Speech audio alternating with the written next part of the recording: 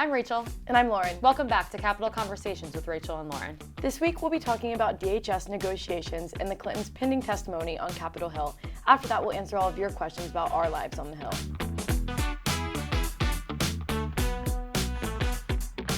Welcome back, everybody. With government funding happening, and we keep always talking about that, it's maybe going to end, maybe it's not going to end.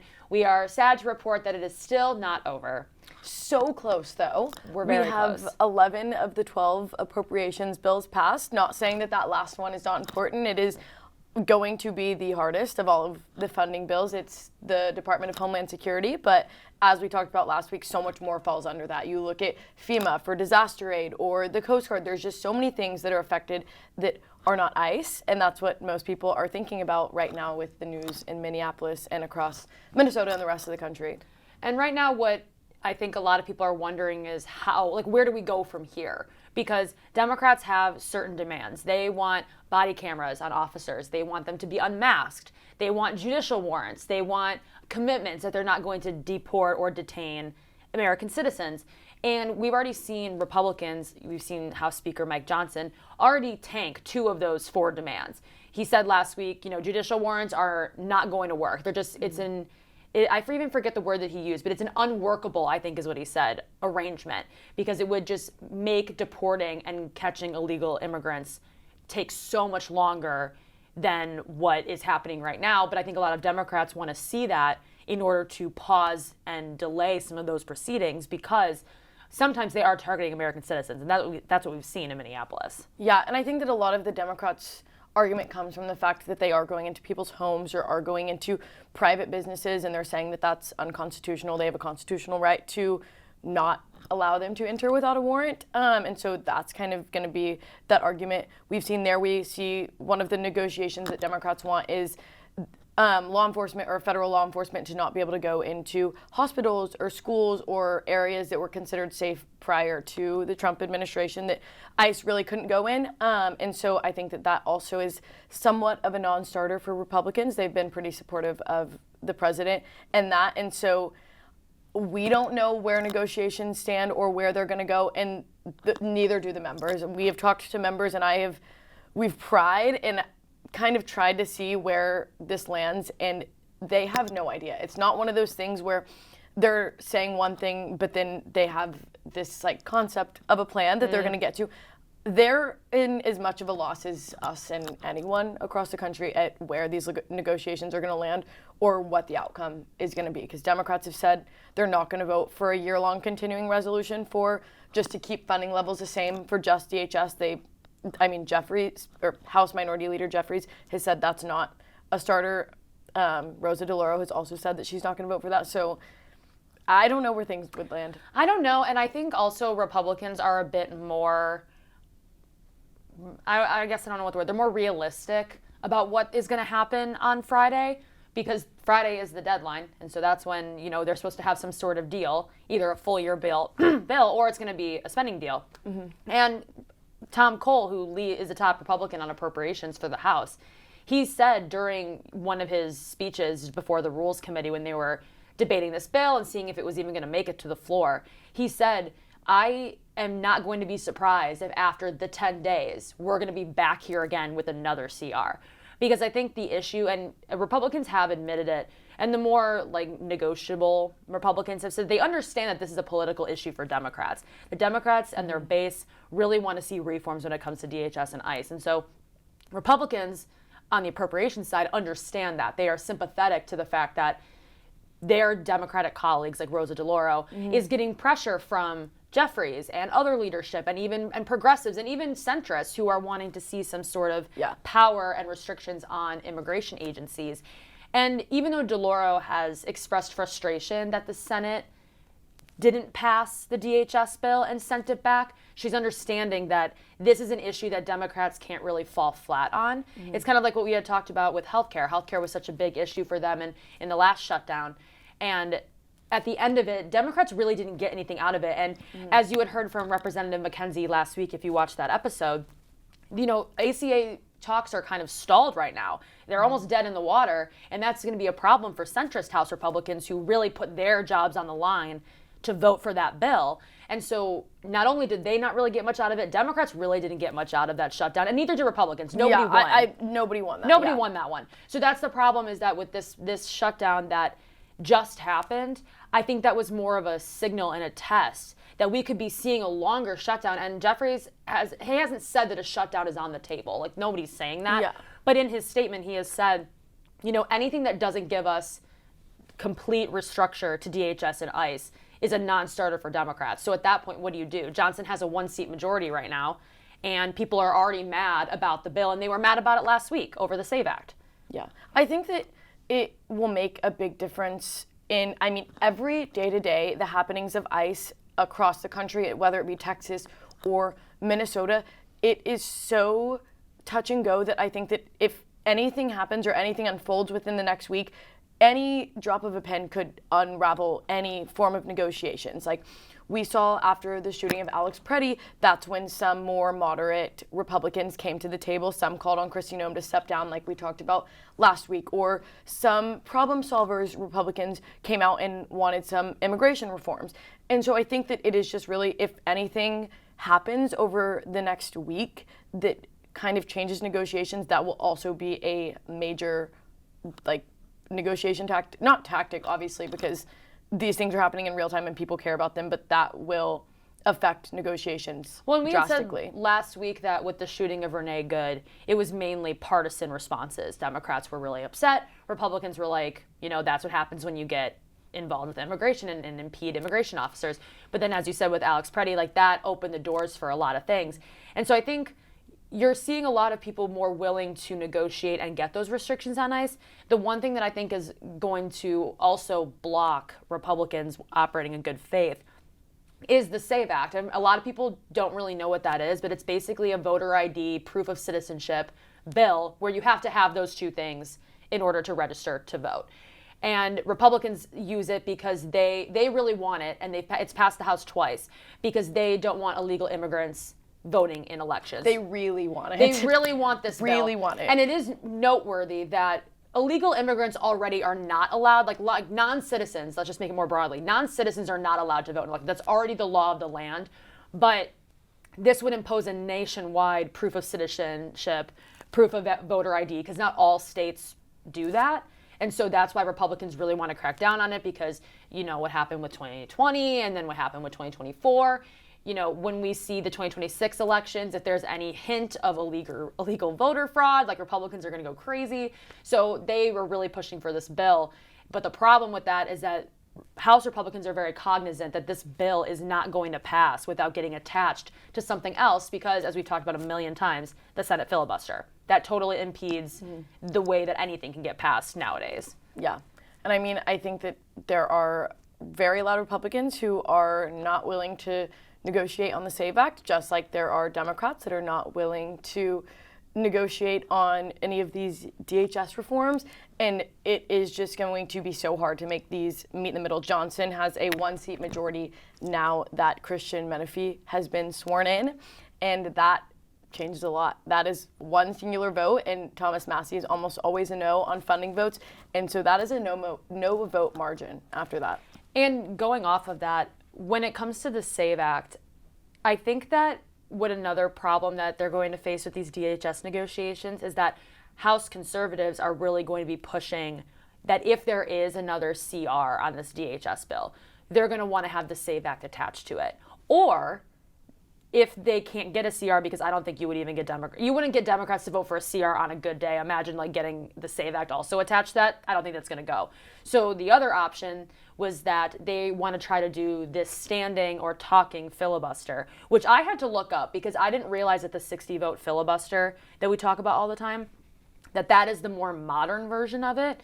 In the olden days, what they would do is basically you filibustered because you actually had to filibuster. You had to stand up there and talk the whole time, and while you were talking, nothing could get voted on until you stopped talking and enough people ran out of things to say, and then you moved forward and voted, and then it would be a simple majority. It wouldn't be that 60-vote threshold. But they haven't done that in a very long time, and a lot of older establishment Republicans, even conservative Republicans in the Senate, have said we are weary about and wary of deciding to get rid of the 60-vote filibuster and use this talking filibuster, because then at some point Democrats are going to come back into power. It's how it works. It just goes back and forth. They're going to then have precedent to use this, and we're going to be mad about that. Yeah. And so I think that that is another thing too, is that as much as I think Republicans all want this SAVE Act, the Senate is a lot more cognizant of that. They have such a harder job to do. And I think House members love to posture and post on X and social media and blast about all the things that they're doing. But at the end of the day, like, they have to understand that the Senate has it harder. And so, I mean, unless you have a 20-seat majority in the House and like 80 votes in the Senate, you're kind of stuck. And I mean, Republicans have been staunch supporters of the filibuster for a long time. It's more Democrats that do call on abolishing the filibuster. It's much more of a Democratic take on Senate procedure. And even Trump has called on abolishing the filibuster on a number of things, or asking Thune to get rid of it for certain bills. And Senate Majority Leader Thune has stood pretty firm on not getting rid of it till now. Like, that is something that it's like, once the precedent is broken, that opens a door for anything to happen. We've talked about that with President Trump using really strong executive powers, and that if a Democratic comes into office in 2028, if somebody wins, Republicans are not going to want them to use as much executive power that President Trump is using, similar to the Senate with the filibuster. If they do bypass the filibuster for this standing filibuster and pass it under a simple majority, that opens the door for whenever Democrats gain control to do that whenever they want. It kind of just, it really opens the floodgates to become very partisan in a chamber that is meant to be more bipartisan than the House. And also, I think that what was notable about last week is that the House was able to pass the CR because a few conservatives said that they got confirmation that there was going to be a change to the filibuster in the Senate. But then when actually those conversations came to light and people were talking to senators, those senators who were allegedly involved in these conversations were kind of like, that's not what we said. So it was definitely almost like a game of telephone, except they were all in the same room. So I'm not sure how something was miscommunicated, but House conservatives were very much like, we got a promise, it's going to happen. And Senate people were like, were you in the same room that we were? Because that is not what was happening. So I think that House Republicans think that by putting the pressure on the Senate, it's going to get the SAVE Act done faster. But I think, as you said, you made a good point. Thune has been very good about standing his ground. And he is not going to go into something knowing that it's going to fail. And he's not going to go through this unnecessary effort to put the SAVE Act up knowing that Democrats are not going to vote for it. You might see some Democrats like Fetterman, he likes to vote with Republicans a lot, a couple of the Nevada senators, but I think a majority of, you won't see as many of the conservative Senate Democrats join on the SAVE Act as you do for like spending deals. So totally. I think that it just kind of puts everybody in a really uncomfortable position, because these negotiations are kind of going nowhere. And as much as they're putting out plans and they're having kind of, like you said, a concept of a plan, like, they're doing all of these things, but I don't necessarily see them coming to fruition by Friday. I just don't think that you can get a comprehensive bill, especially if you want to do it right, because that's another thing too, is that Democrats have said, we don't want reform for reform's sake. Republicans, to their credit, have said, we're going to work with you on that, but like, we need to have time to do that. So I think it will be very interesting this week to see how close they get to a deal, and if we're going to have another 10-day CR, or if it's going to be 2 weeks, or if they're going to try to do a full year. But again, as you said, I don't think Democrats are going to go for that. Well, we will have a lot to follow this week and a lot to come back for y'all next week, but we're going to move straight into our question and answer portion, our favorite part. And we have a question, and it is, has a former president ever testified before Congress? Okay, so yes, and I'm pulling this up on my phone here because I want to make sure that I'm accurate. So to give some context to the question, we have former President Bill Clinton and former Secretary of State / First Lady Hillary Clinton coming to testify before Congress at the end of February. And that is a big deal. There was a lot of back and forth, and it wasn't so sure that they were going to come, and then there was going to be votes to hold them in contempt and whatnot. And so when we were doing these stories and we were talking about the fact that they are going to come and testify on Capitol Hill, we were wondering, when has a president ever done that? And so I looked it up. The last time that a president testified before Congress was Gerald Ford in 1983. He testified before a House subcommittee regarding his pardon of Richard Nixon. So no president in recent history, I guess you could say, has done this before. So this is kind of a big deal. And you had said something interesting, that the stuff with like executive orders and whatnot like opens the floodgates.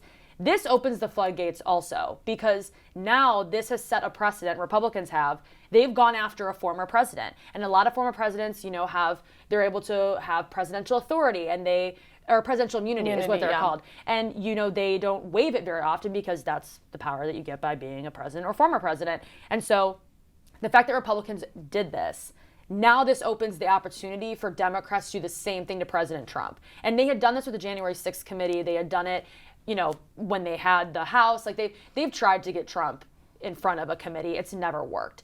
And I think a lot of people are not going to be surprised if Democrats try to go after Trump again. That is just kind of like, that's what honestly Republicans' easiest messaging card is like, oh, Democrats just want power so they can go after Trump again. But the problem is that they did set a precedent here where if a former president can come and testify and you're forcing them to do so, Democrats are like, well, then we have the power to subpoena Trump when he's out of office or even when he's in office. I mean, a similar thing also happened with whenever all of the Biden auto pin stuff was happening. They subpoenaed a lot of people that worked at the White House. And whenever you work at the White House, you have different protections than you do working in Congress or working in the judicial. You have executive privilege, which essentially allows you to withhold information in a deposition or testimony because it is like classified, or you just like there's reasons where you wouldn't share it or it wouldn't be released to the public. But they waived that executive privilege during Biden autopin. And so there's been some change in how that's been in oversight. And I think that this one will be very interesting. I do think Democrats will be calling President Trump in if they flip the majority whenever he's not president anymore. But I do think it changes the norms within the Oversight Committee. They also, speaking of changing norms, they moved forward in a contempt resolution, which we talked about a few weeks back. They moved it out of committee and they moved it forward to the Rules Committee, which was the next step to advance it, which that's another thing that usually former presidents are not held in contempt of Congress.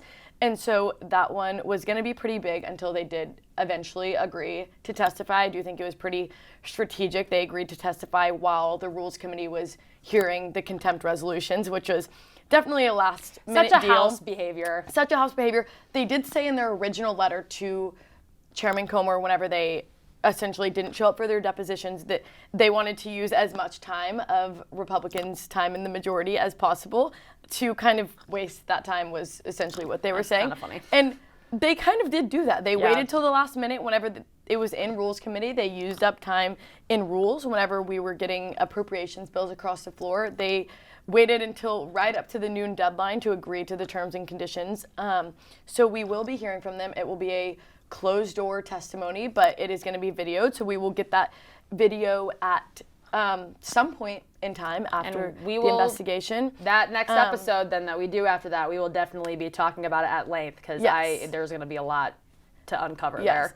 I don't know if we said this. This is on the investigation into Jeffrey Epstein. I'm not sure if we said that that explicitly. I don't know if we included that part, but yes, it is on Jeffrey. It is on obviously the Epstein files, and so I think it'll be interesting. I think the Clintons are extremely strategic. I think that they are obviously smart. That was the President of the United States and a Secretary of State, so I think that it'll be a very interesting testimony. I think to also quick note before we wrap is that when Democrats decided to vote in committee, a lot of Democrats voted in committee to hold former President Bill Clinton in contempt of Congress. Less voted to hold Hillary in contempt, but some still did. So this is a bipartisan effort. And that contempt, I don't know if that contempt resolution on the floor would have gotten bipartisan support. I think it would have. I think that the people who voted in committee would probably vote for it on the floor. I think in more. I think more, especially for Bill Clinton. If they had done so, I don't know how much Hillary Clinton's would have gotten. I think it definitely would have been less. But the point that I'm trying to make is that it is a bipartisan effort. So a lot of this Jeffrey Epstein stuff, and we talked about this before, is bipartisan. And it is, I mean, you saw with like Marjorie Taylor Greene coming out and joining Democrats in ways that she hadn't before on this issue. So this circles back to also Democrats saying that this will give them advantage to call in Trump, because in their mind, they're like, well, this is a bipartisan effort. And if you as Republicans want to see our party's former president come in, we should have the same right as well. And I think that Republicans, and especially James Comer as the oversight chair, is going to have a very hard time getting out of that one. Yeah. Well, I'll be very interested to see former President Bill Clinton's testimony. I don't think that Hillary's will be as intriguing. She had no public run-ins with Jeffrey Epstein. her ties were pretty few and far in between and a little bit far off. So I do see why that got less votes on the bipartisan voting committee and probably would have gotten less on the floor, just given the nature of the situation and the run-ins and their mentions in the files. But we will be watching all of that and DHS negotiations. But that's a wrap. Thanks for watching Capitol Conversations with Rachel and Lauren. And as always, make sure to like and subscribe to read our stories and read at washingtonexaminer.com.